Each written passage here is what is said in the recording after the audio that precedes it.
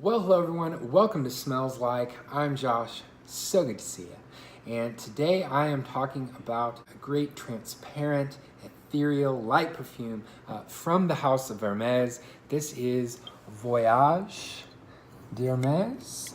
And this is the great, unique bottle. I just think this is so cool. It's kind of in this looks kind of like a stirrup, like from a horse. Turn it up like this to spray, and then you can, store it however you like. I think I'll set it down like so. This is the eau de toilette concentration. The first version of this to come out came to us in 2010. This one is available in the 100 ml size like this one, and this is refillable. It comes with directions on the back of the box for how to take it apart and open it up so you can refill it. The refills are, I think, 125 ml just plain glass refills. The refill bottles are actually nice too. And then the smaller size from this one is, instead of a 50 ml, it's actually a 35 ml smaller like travel size of this, which those are really cool too. And they can be had at a little bit more of an affordable price, and they click into place. This one, it kind of like sits into place, but the smaller one actually like clicks in so that that it's kind of together. That way, if you've got it in your bag, or your pocket when you're traveling, which is what this is really geared towards, travel, it really works for that. Notes for this one are kind of interesting because Hermes really never released any official notes. In fact, on Fragrantica, there are a couple of specific notes like lemon, cardamom, and tea listed. But besides that, the rest of the notes are listed as spicy notes, green notes, floral notes, woody notes, and then musk. Hard to get an exact idea of what's in this, but actually that's the point with this one. The perfumer Jean Claude Ellena with this one was not trying to have you be reminded of something, as he said, as much as he wanted you to be creating sort of your own story or envisioning your own thing with this one. So I think that's really cool. Instead of hearkening to a certain place, certain memory, or starring a certain ingredient, he's shown he can do those things. With this one, this is much more of an abstract piece. And, as with abstract art, it's kind of up to the person themselves, in this case, the wearer, the smeller of the perfume, to decide what it means to you and assign that value yourself. And I think that's really cool, I can kind of dig the artsy-fartsy aspect of that.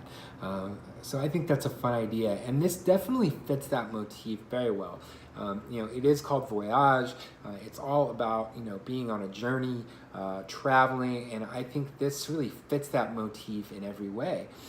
This is a very transparent, light, airy, ethereal fragrance. I had somebody smell this earlier, and she said it literally, to her, smelled like the air, the crisp air, maybe out near some mountains or something, cool, crisp air.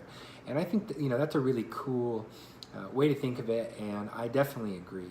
Some of the notes that I do detect on this fragrance, and other reviewers have talked about different notes that they notice. There definitely is a citrus, like a lemon, or like a citron type of citrus in the top. It's a really sharp, really bright, invigorating, not really a sweet type of citrus at all, just very sort of a dry, sharp kind of citrus note. Well, that dryness also comes from things probably like coriander, a dry, cool herb, cardamom, another dry, cooling spice, ginger also, some have said they detect in this. I definitely think I can get that. Other ones that I get, of course, the cardamom, which is the main player, the tea, perhaps a cedar note. There's definitely a dry wood in this, which I detected possibly a cedar. And then, of course, this great white musk that, Jean Claude Ellena is just masterful at doing, wears on the skin so well. And this is the type of fragrance that really works with your own skin chemistry to create a really unique experience for wearing. on the Hermes press release, they called it a fresh, musky woods, you know, with no list of the notes. All they said was this perfume would not smell of a certain kind of wood, a certain flower, or a certain raw material, but of the unknown in all its glory. So, you know, if that's hoity-toity artsy stuff to you, then, you know, whatever. And hey, they're a designer house, it's Hermes, they have to say something like that, right? But I think it's a really cool idea. And, you know, the fact that I'm sure they came with that idea to the perfumer and said, you know, what can you do in that way? For him to execute it in this way, I think is masterful. You know, I think this one is kind of a hidden gem from Hermes. You know, Terre de Hermes, that line gets a lot of acclaim, especially from the men's side of things. And for good reason. I think Terre de Hermes is a masterpiece, but this one doesn't get a lot of love. And, you know, to me, this stands up a fragrance like Terre de Hermes. You know, and some have said that maybe this is a little bit too similar to Terre de Hermes or too similar to other fragrances that Jean Claude Ellena has made in the past.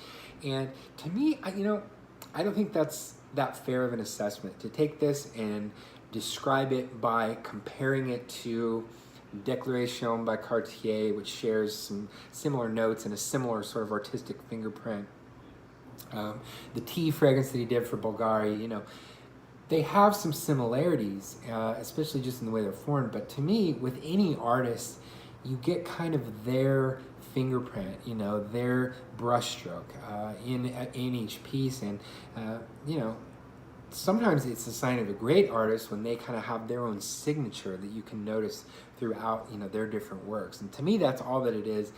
This is not redundant if you own, you know, the Cartier perfume. To me, it has a lot more cardamom, it has a lot more musk, it definitely has a lot of cumin in that one. This has none of that, if so, very little, as part of the white musk accord in this. But, you know, they're kind of in the same category. Terre de Hermes, again, is a very transparent, kind of a citrus, transparent, woody fragrance, and so some have compared that to this. Again, I think they're totally different. They just share that same transparent DNA that really Hermes has made their signature, and therefore, you know, I think this one still is unique in its own regard.